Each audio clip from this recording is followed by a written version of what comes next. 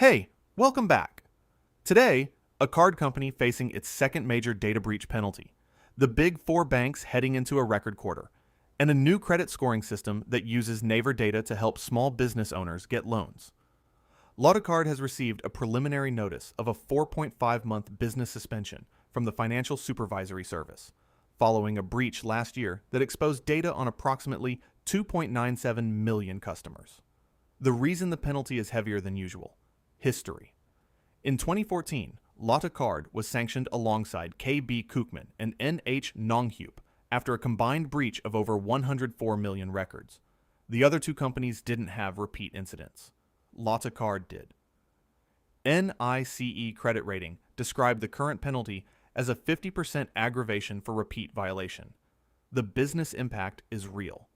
During the 2014 suspension, membership fell from 8.04 million to 7.24 million, a 10% drop.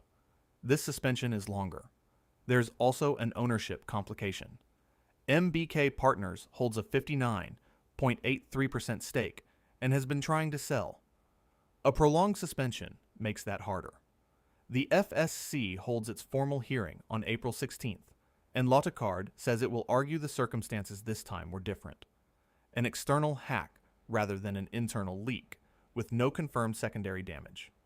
On banking, according to FenGuide consensus data, the combined Q1 net profit for KB, Shinhan, Hana, and Wori is forecast at around 5.23 trillion won, up roughly 6% year-on-year and a first-quarter record.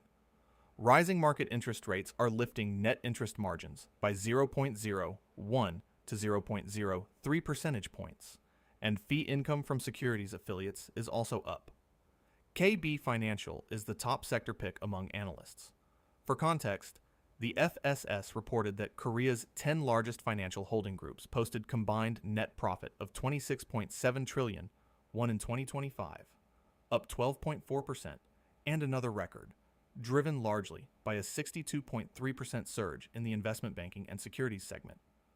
Now for something with longer-term implications. The Financial Services Commission announced an AI-based credit evaluation model called the SCB, Small Business Credit Bureau Model, launching in pilot form in August across 7 banks, including IBK, covering about 1.8 trillion won in loans. The core problem it addresses: about 90% of small business lending in Korea is collateral or guarantee-based, which shuts out newer and younger entrepreneurs. The SCB supplements traditional credit data with non-financial signals from Naver, return rates, repeat customer ratios, and bookmark counts on Naver Place and Smart Store.